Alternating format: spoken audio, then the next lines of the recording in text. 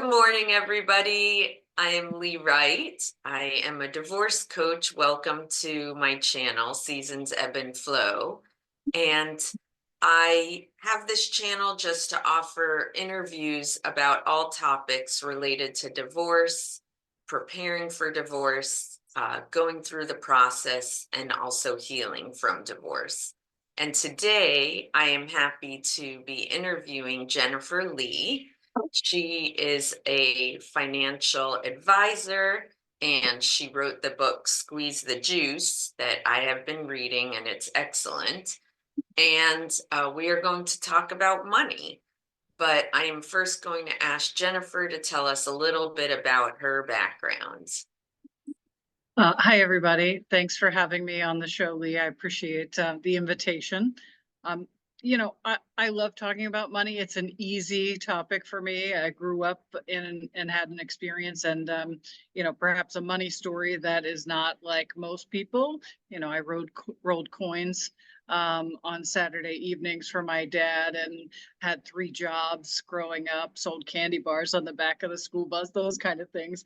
And so I have a comfort level with money, and I love helping people to really understand how you can leverage it as a resource. That's all it is. It's a resource to get what you want and what you need in life. And, hopefully I can make it a little bit easier. Yeah, wonderful. Yeah, in your book, you talk about how money is a tool. And I really like the idea of thinking about it like that, because money gives you opportunities, but it doesn't make you happy or ensure that everything's going to go well in life. Like you're still going to hit roadblocks even if you have a lot of money. Uh, So it's a abs- tool for sure. Absolutely. For sure. And More money doesn't make it better. right, it adds different challenges. Um, so in your book, you do talk about your money story and what that means. Can you explain that a little bit more? Sure. It's actually a really interesting topic of conversation that you can have with a girlfriend, with your partner, with your divorce coach about what your first recollection and memory and history around money is. Was it of lack or was it of abundance? So scarcity, a lot of people will have scarcity of money, and it contributes to the way that they handle things today. Mhm. It affects how they save money for their own retirement. It affects their comfort level with even discussing it. A lot of my clients are what I call the non-moneyed party. They're the party that certainly is intelligent enough. It's not a matter of capability. It's just a level of interest. This isn't my area of interest and expertise, and I really don't want to deal with it. And when you're in a coupled situation, oftentimes you split the responsibility. Somebody takes out the trash, somebody handles the money, somebody does the cooking, all those things. You divide and conquer. Right. And if you are going through a divorce process, you may all of a sudden have to deal with your money. So it's helpful for me as an advisor, and maybe even you as a coach, to understand their connection to it and fear of it or comfort level with it. So we can help facilitate what they're really trying to accomplish Mhm. in their life. Yes, absolutely. And when you're working with a client who does have that kind of perception from their past of lack, how do you help them change that mindset or money story? It's for every client that I work with, we're talking about, I like to break it down to uh, very basic financial concepts, right? As an advisor, people get scared about talking to an advisor just like they get scared about talking to an attorney. I try to make it less scary. So financial planning is not that complicated. It's really simple. What do you have? What is your income? What are your resources? What are your assets? Do you have inheritance? Do you have homes? Do you have property? And what do you want? And the what do you want is really hard, right? Hmm. So I can't make that up for you. You have to tell me, what do I want? I want to send my kids to private school. I want to just feel like I have bandwidth in terms of cash on a monthly basis. What is it that's important to you?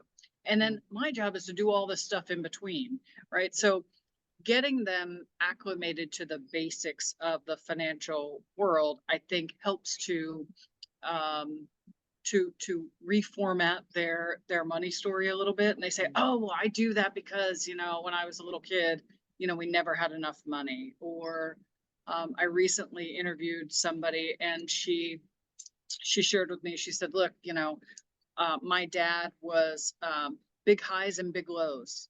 He made lots of money, and then we lost our house. And then we made lots of money, and then we lost something else. And she said, so I'm terrified. Mm, So her money story forces her to save all her money and hoard it in from a cash perspective. I'm too nervous. I right. don't want to be in that space. So it's, education is power, right? Yes, Knowledge is power. for So sure. it's just trying to get people comfortable with basic money concepts, and then what do they want. And you know the reality is, you may or may not be moved to do the things that I think are right to help you get to where you want, but all I can do is educate you and encourage you to make those right moves for yourself Yeah, and your family. yeah, I get that completely. Yeah, and it takes time for people to change those mindsets. It's little baby steps along the way.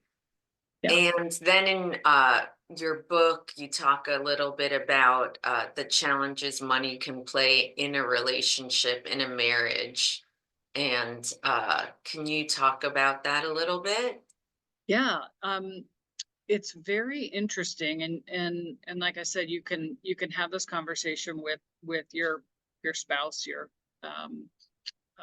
significant other, and really try to understand what their relationship was with money. Because if it's very, very different, you have to address that, right? Yeah. It's just like anything else. It's just like your background in your childhood. You're not going to raise your kids exactly the same way if you have two very, very different experiences growing up. So Mm, understanding those stories, you can ask your spouse, so are you resisting doing this because of old stuff, or is this really what makes sense for us today?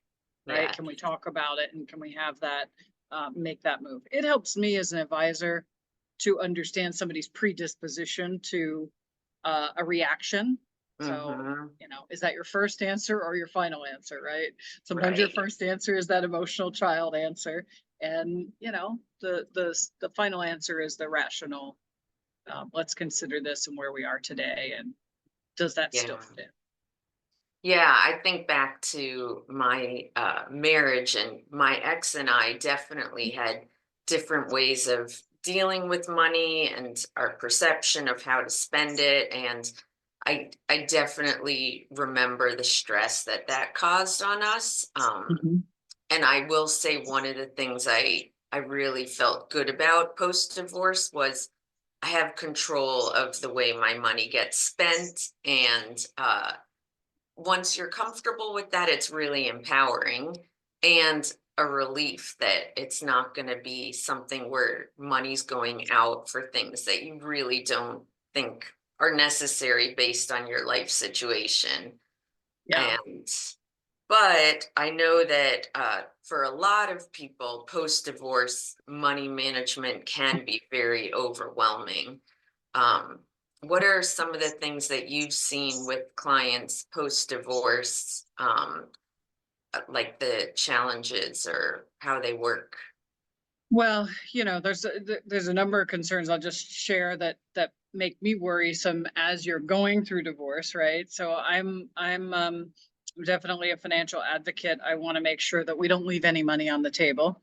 I want to make sure that you get your fair share of what you're entitled to. So um, not everybody is exactly the same. It's not just a male female thing, but I find that my female clients will more easily just say, I want it over, and maybe leave things on the table. Sure. And so my job, your job is to support them in that process. Okay, let's talk through this, and let's hold on, because you are entitled to this. And you might need it for your Mhm. kids, for yourself, for your future. And I mean, when I introduce myself, a lot of times women will come up to me and say, where were you when I needed you? Like, where were you when I was going through my divorce? I needed to hear these things. I needed to have somebody who could give me that feedback. Um, so I think one of the scary things is make sure you get everything that you're entitled to. Don't give up too soon. Really understand what your life is going to look like after divorce while you're in that process, because um, it's not only a turning over the apple cart of your home and your emotions and your relationship and your family. It's so many different components. Totally. But now you have the monies that were coming into one household have to support two. Mhm. Okay, so that's a big deal. If you had a bunch of extra money, then okay, maybe it's not a problem. But I Mhm. don't have that many people who say, "Oh, we have so much money, it's no problem. We'll just split everything. I'm good." Right. So you really want to be mindful about what that future might look like, and absorb that, and then work with an advisor to plot out what that's going to look like. What do you need as far as income? What do does it make sense for you to keep the house? Oftentimes Mhm. it doesn't. It's an emotional attachment. For sure. And so, I'm sure that you talk through with clients often. Does it Mhm. really make sense? What if you had a smaller place, but you had cash and you had things you could do with your kids now? You had freedom. Whereas if you keep the house, maybe you can't take the kids to an amusement park for the weekend. Right. But your husband can, because Mhm. he has that small apartment. Yes. So it just depends. It's really getting people clear on what their life is going to look like from a financial perspective, and can they live with it. Absolutely. Yeah, it's funny. I was talking to a guy friend before, like kind of during my divorce, and he said, one advice to you that I give you as I've been dating. So he was dating women post divorce. He's like, a lot of women say to me, I wish I had fought a little harder because now I'm really struggling. And that made me think, like, okay. And I sat down and, thought about like, what does my budget look like post divorce to manage the house? I have my kids most of the time. So, like, what does that look like for me to survive? And then I don't want to just survive. So, like, what do I Right. need to actually have a life? And that helped me kind of as I went into mediation. Like, this is what I think I deserve, want, and need to get on my feet. And like I tell my clients, it takes a few years to like get back on your feet financially. So be prepared. But when you go into mediation, like really know what you think is fair and will help you get on your feet within a few years so that you're not struggling and can't like do a few fun things or take your kids on a vacation. And another thing I learned in my marriage was once we were very money poor due to house, like we bought a house that was his choice that was way too much for us, and we couldn't do like hardly anything because of the house. And uh yeah, I that was a big lesson that, you know, just to have a nice house and not be able to spend on other things, it's a huge trade-off. And that's true in life. That's true in a happily married couple, just like you're saying, and that's true in looking at retirement. Right? It's Mhm. it's a financial component, so it's really it's a shiny object, and it looks great and it feels great. Um, but what's it going to be like 2 years from now? And does it restrict you from doing other things? So when I say, what do you have and what do you want? Well, I want this big shiny house, but I also want a vacation, and I also want this, and I also want that. Well, if that's clear, well, something's got to give, right? Yeah, So you either make more money or you right, spend less, right? right. I mean, I hope you win the lottery, but Right. the Yeah, reality is, you absolutely. still have money challenges if you do that too. Right. For sure. Yeah, one thing like now my car is really old. It's paid off, but oh my gosh, it does not look like the greatest car. But of all the things I would spend my money on, the car is not one. I want to be able to take my kids on vacation and do fun things with them. And so I just keep telling myself, as long as this car is driving, like, and I don't have a car payment, I would rather go without that until they're out of the house. And then that might become a more of a priority for me. But yeah, we all have to choose what trade-offs are important to Sure. us, for sure. Yeah. And you talk a little bit about divorce checklist. Can you tell us like what that is, what that looks like? So it really depends on where I enter into the process, so pre-divorce, um, you're just thinking about it, to me, the first step is to go have a conversation with an attorney and understand what you can expect at a best case scenario.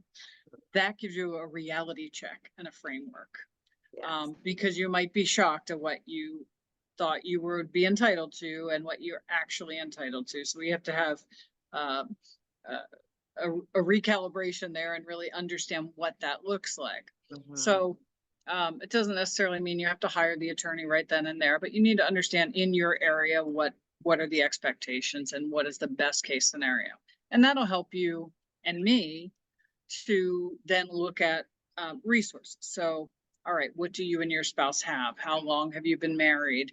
Um, do you expect to split custody? Do you expect to have the kids all for yourself? The home? We're talking about all these different components.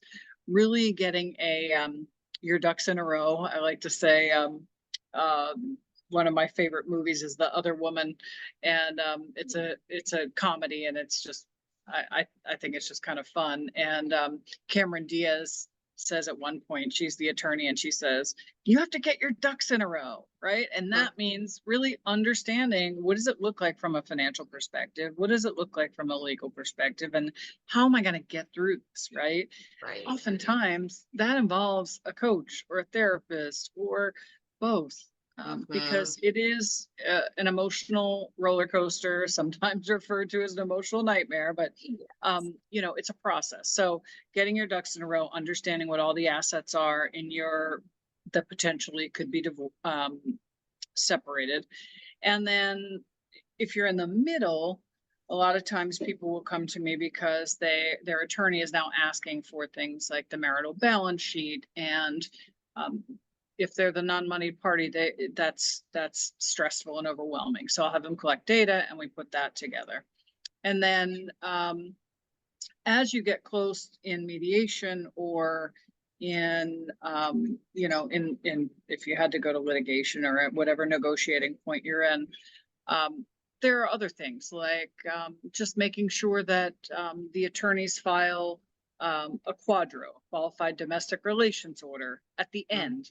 I had a client who had an attorney for 7 years. She was going through a divorce, and it was brutal. They wasted all kinds of money in court, and finally it was over, and they failed to file the quadro. So now we have to go back to the attorney. So the quadro is just a document that is in a court, a court document that a judge has to sign off, and it says, how you split assets. And it Hmm. allows the financial institution to take that document and then take your 401k and split it however it Right. says. But you really, all of a sudden you're done with your divorce, but you have no money because it's still tied up in his account, Hmm. because there's no quadros. Now you got to wait another 6 months or so. So I Right. want to make sure that you have that taken care of. There's other things like if you have children together, or there's a long alimony payment, you might want to have some irrevocable life insurance on Mm. your former spouse, so that God forbid something happened to him, Mm. your alimony continues, because otherwise it just stops. Right, Nobody right. thinks about that. No, Um, that's interesting. yeah. So there's lots of little nuggets that, you pick up over other people's mistakes, and hopefully we pick those up and we can add them to the list and make sure that people are taking care of those things. But those are a few of them. Yeah. Oh, that was a really, did not know about that life insurance option. So Yeah. good to Yeah, know. so I mean, you can just change the beneficiary to be, if it probably was the spouse anyway, but you want to change it to make it irrevocable and make that part Mhm, of the divorce settlement. So mm, meaning he can't change it to a new girlfriend or right. to the kids Mm, um, for a period of time. If your alimony's 10 years, then do it for 10 years. right, right. That makes a lot of sense. Yeah. And I talk to a lot of attorneys that I'm in my circle, and some of them do collaborative divorce. Can you tell us a little bit about that? Sure. I love collaborative divorce. I I look at marriage, and certainly marriages that have been long-standing, and I hope that people can this is definitely a hope. I hope that people can look at it and say, look, this was the love of my life. This is the mother of my children, or this is the father of my children. I don't want to hate them and be vile. Like it can get ugly so fast. So collaborative is a beautiful um, concept that reduces litigation costs, can facilitate things rather quickly. And basically, each party has their own attorney that tells them, "Hey, this is reasonable. That's not reasonable. This is what you can expect." So they're a sounding board. Then usually you have a licensed clinical social worker who helps to make sure that tempers are um, tempered and Mhm, moderated, and helps with discussions about um, children and future costs and alimony, and helps with the negotiating back and forth, kind of communicating with each party what the attorneys have said is reasonable. If somebody is being, well, I absolutely, she can't have this house. I won't let her have this. Okay, well, let's talk through that. And what is it about the house that means so much to you?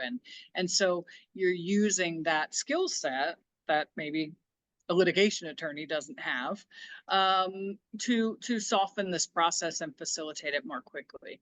And then you have a financial neutral. Financial neutral, is usually a CDFA, and it is a process of fixed cost where a financial professional will assess the assets and help to divide them evenly. So if you want the house, what's the house worth? If you paid off the mortgage, and if you look at what the capital gain you would have benefited from, what do you get in IRAs? Is that equitable? And they really um, even things out to make it equitable. mm, And I have one client who I'm just way impressed with. I met her. She said, my husband is an addict. He came out of treatment. Um, I filed for divorce. I have him agreeing to all these different things. We're going to the attorney. One attorney, he's agreeing. They're both agreeing, and boom, boom, boom, and she was done. Like, mm. I think it cost her 2 grand, Wow. which is unbelievable. And Yes. did quadros and the whole thing. Um, and they have kids now. Hmm. Still rocky after dealing with spreadsheets about, well, you owe me this for the kids' karate. You're Yes. 70% of the karate fee. Um, but she's done, and Hmm. and that's like the absolute best scenario. So I think collaborative is really should be the goal. You Yes. should focus on and aim for that. And if you can't do it and it's really a mess, then you need the litigation attorney. But the Hmm. only people who win in litigation are the attorneys, honestly. Yeah, And it's just torturous. It's just torturous emotionally. So absolutely. I don't recommend um No. finding And the biggest shark in town. it's horrible. And I think the sharks really want the war, and which then gets you into court instead of being able to complete in mediation. And yeah, they're the winners for sure. And you now, if you have kids, have to co-parent with this person Yes. where a war was started, and being able to finish in mediation, whether it's collaborative or with a mediator and two attorneys or just a mediator, there's a lot of different permutations. But I think if people can go into it with, I want the best for my kids, and both parties stay focused on that, and the best for their kids is also not having one spouse be poor and the other one all set. Because how is that good for your kids if they have to live in a home that's completely without anything and another home that's got everything? Like, that isn't win-win for your kids. So Right. if you can keep your kids front and center, like I've heard the saying, if you can love your kids more than you hate your ex, then you can do the right thing. And so, yeah, I really try to work with my clients to stay in their best self and keep the kids front and center so that they can stay out of litigation. Um, And if you ask a litigation attorney, um, if I go to mediation right now, what am I going to get versus litigation?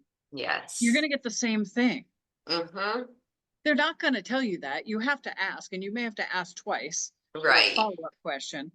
But that is the reality. Like, that's why I say the first thing to do is to find out what you can expect, best case scenario, because you're Mm-hmm. not getting more than that. Right. I mean, you're just not going to get more than that. Yeah. So why are you going through that whole exercise? Mm-hmm. Sure. So, Absolutely. Yeah. And I always remind people that mediation is a negotiation. Custody might be hard if you can't agree, but when it comes to finances, it's a business negotiation. And um, in mediation, you can come up with creative solutions based on each of your priorities and agendas.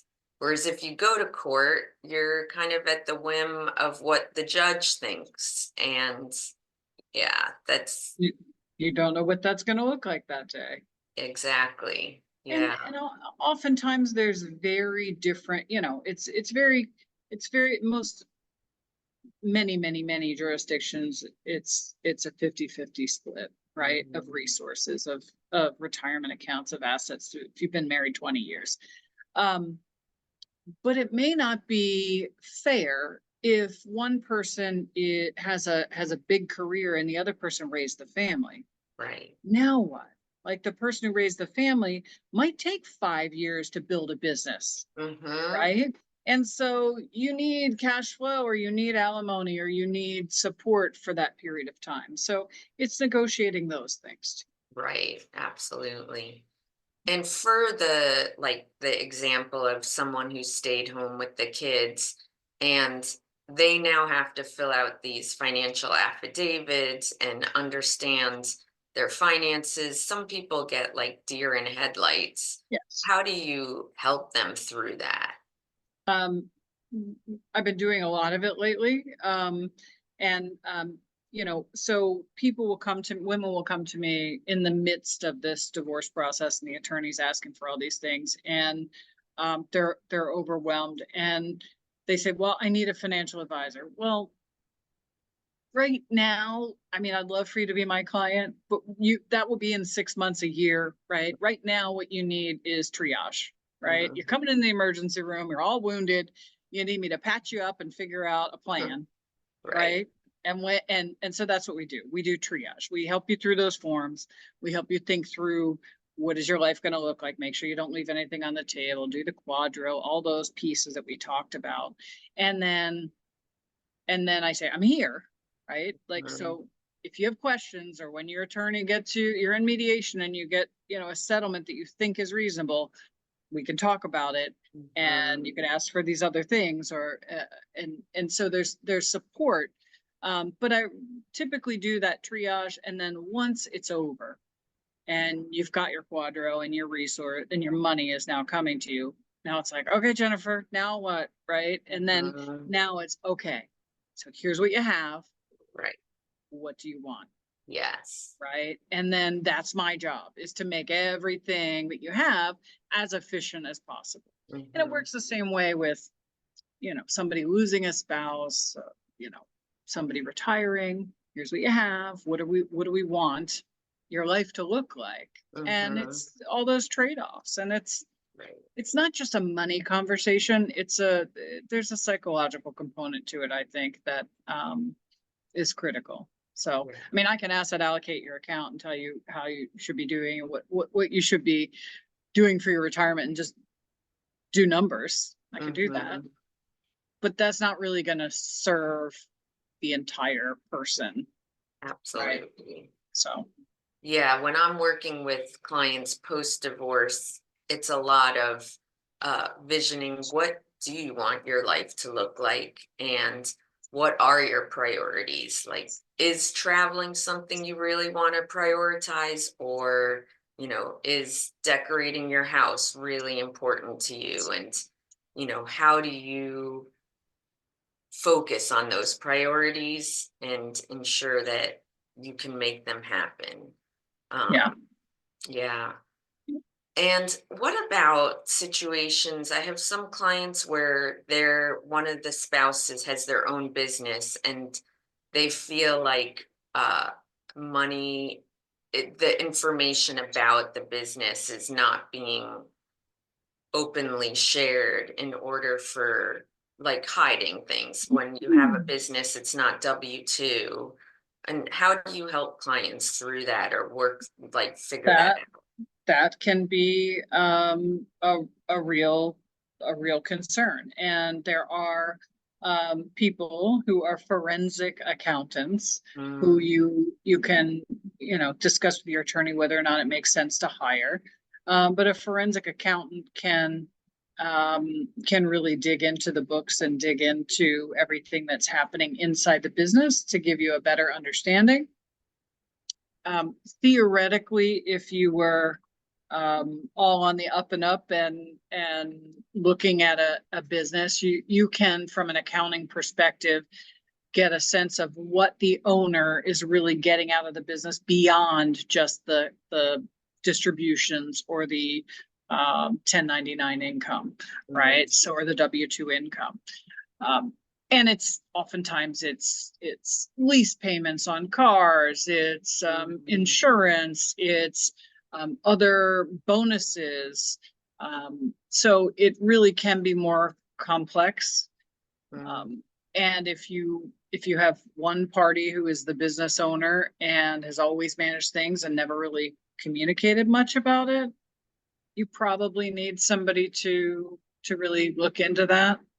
mm, Um, Along the same line, I find that um, a lot of women will say, "Yeah, but it's his business," mm, and to that mhm, I say, um, "Did he start it when you got married? mhm, And did you are a family unit, so mhm, you are entitled to a proportion of that business from where it started when you got married to where it grew to." yeah, So maybe had it was worth 200,000 when you married, but now it's worth 2 million. Guess what? You're mm, entitled to half of that difference between right, 200,000 and 2 million. And right, it may just mean that you either get a chunk of change that you can invest and use for your own income, or it may mean that you're on the payroll indefinitely, mhm, with a life insurance policy to guarantee that. right, So there's all kinds of creative negotiating mhm, pieces depending on what you need. right. Yeah, absolutely. Yeah. And in your book, Squeeze the Juice, what are a few things that you think are the biggest takeaways for people that you hope they get out of it if they read it? So first I'll say I wrote the book for the non-money party. I wrote it for people who don't really want to talk about money. So don't be scared that it's a financial book. You will Mm-hmm. accidentally learn things, I promise. You'll learn one or two things, guaranteed, that you can apply to your life. But it's not a painful, it's story based. At least that was my intention. So um a couple of different areas. One, we talked about financial planning is simple. The other, and this is really applicable for everybody, is understanding your discretionary number. Mm, So I'll just explain this real quickly because this is one of my favorite things. People are scared of the word budget. I'm not the person who wants to restrict your spending. Um, if I want something and I can't necessarily afford it right now, I figure out how am I going to go get that, right? What can I mhm, do to do that? I was talking to a friend who, has a regular job and doesn't have a lot of extra discretionary money, but wants to travel. I mhm, said, well, okay, you're really good at planning trips. Why don't you plan a group trip of 12 people and you get compensated for putting it together and then you go for free? Like, yes, there are creative solutions. There are ways to make things happen. You don't have to just go, oh, I don't have any money, I can't travel. right, There are other solutions. Um, yes. so understanding what you have at your discretion on a monthly basis helps you to make those decisions. Like if your discretionary number is, um, so it's income coming in, your expenses that you have to pay, and then what's left, you might say, well, I don't really have $1,500 in my checking account every month. And I'll say, well, let's look at your checking account. How much is your Starbucks card being refilled? Yes. Are you hitting Costco? And maybe some of it's food, but maybe some of it's the electric bike that was on the end cap and you got excited about. I'm not Right. saying you can't have the electric bike, but maybe we allocate $100 a month for 5 months for the electric bike, and then you Mhm. get the electric bike, right? Yeah. So it's really just a tweak of a mindset. So that I think is a very important um, chapter. And then the whole premise of the book is really about um, squeezing the juice out of life, right? Getting Mhm. the most out of an experience, a podcast, a conversation with your coach, um, a trip somewhere, and taking care of your family. So, Yeah, absolutely. Yeah, I think the a few things that you just spoke about that are so important for the stay-at-home parent, recognizing that you made trade-offs in order to let that person grow their career, and that makes you worthy of getting money. And many people struggle with that concept, feeling like they're, you know, mooching, but it was a team effort to grow that other person's career. And so, that's yeah, I think that whole acceptance that you are worthy of that money is really crucial for people to get their head around, especially if the working partner is making them feel guilty about asking for it, because then you really start to struggle with the this is fair. And and that's where I would say, so, as you know, we have a rational mind and an emotional mind, right? So the emotions, you get wrapped up in that and say, well, but it was his business and I didn't, do anything, and that's a self-worth thing and we need to streamline that. And also he's hammering you about, you're just going to take my money, and no, okay. So mm, that's why it's valuable to have that knowledge base from the attorney to know, hey, you are entitled to boom, boom, boom. Keep that piece of paper because we're going to come mhm, back to it, of what he or she told you you are entitled to. Okay, yes, that's a minimum.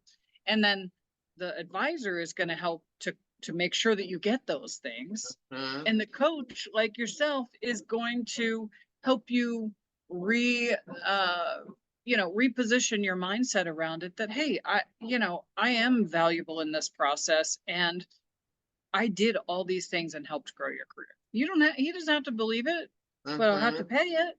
Mhm. Yes, Right? I mean, you don't exactly. you're probably getting divorced because you couldn't get him to believe your perspective anyway, so that's Mm, okay. Don't worry about it. absolutely. You don't have to believe his either. So, Yes. And another thing I talk to my clients about is, and some because it's something that has worked for me, is I have incorporated side gigs to help supplement. mhm. And I think people forget that there are so many creative ways to actually supplement your income that aren't, or it's like people immediately think Uber or something, which might sound horrible. But I host dogs at my house, which I love dogs. My personal dog loves having other dogs to play Sure. with. Um, I have my house on a few places like Gigster and Peer Space, and you can rent it out to film crews. And because I have like a Oh, 1920s bungalow, it it has a look and feel. It's not fancy, but it has a look that people like for music videos and stuff. that's And awesome. that's not perfect for some people. They might not feel comfortable having other people in their home, but I just remind people that there are a lot of different ways to increase your income. Or, okay, another one for travel. There's a an app called Trusted Pet Sitter, where you can go and stay at people's homes as Oh, a pet sitter for free, and they're all over the world. And beautiful. yeah, so travel isn't not available. You just have to find creative ways to be able to make it happen I love that. sometimes.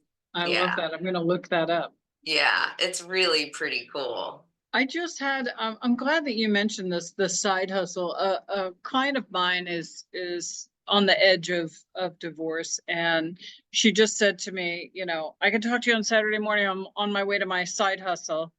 And I said, well, what are you doing? She said, oh, I'm just emptying out people's garage, throwing out stuff for older people. They might need their I mean, she's a little more handy, their bathroom recaulked, whatever it Mm, is. I'm just getting paid to do things that are easy for me to do. And it gives me a little extra cash in my pocket. So, yes. Yeah. there's an endless number of things. I mean, I got all kinds of stuff in my house I got to pay her. She doesn't live in the same state anymore, but I'd be happy to pay somebody to remove it, or Yes, sell it on eBay, absolutely. right? So Right. that's, Totally. yeah, come to my Yeah. house, get my stuff, sell it on eBay, and take a cut. Done. Yeah, for sure. Yeah, I think people need to keep thinking that making money can actually be fun. If you Yep. can look at it as like, oh, this is another skill I have. How can I use it? So, yeah, because I think the overwhelming part of money post divorce for a lot of people, they deer in headlights, just like the financial affidavit. And once they Yeah. get comfortable with that idea that they have uh, or the ability to, you know, change it, it Yeah. gives you a little bit of momentum. Yeah. Let's make sure you get your piece so that we got you stabilized, and then add some side hustles and career tweaks, and off and running. Yes, yes. Well, this has been really great. If people wanted to reach out to you with questions or find out more about you and what you do, where can they find you? Sure. So I always like to offer that, more than likely something popped into your mind. I hope that we helped you. But if there's something that is a burning question that was unanswered for you specifically, You can hook up with me on Calendly for a 15-minute, no cost, no obligation answer, right? Mm, And that is calendly.com, and it's just Jennifer and then Modern Wealth. That's my company. And my website is modern and then a dash and then the word wealth.com. And okay, so great. that's where you And can I'll find more put info. that in the notes. Thank you. Yeah, absolutely. And I just want to also mention that the book is titled Squeeze the Juice. And for people who want something that's very user friendly to read and just get a good overview if the idea of money or managing your money feels overwhelming, it's a really easy read and has some really great things to think about. I appreciate Um, that. yeah, it was so nice talking to you, and I appreciate your time. And have a great trip. She's on her way to St. Thomas.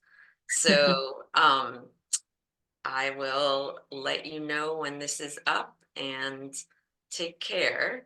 Wonderful. Thank you very much, Lee. You're Nice talking with welcome. you. You too. All right.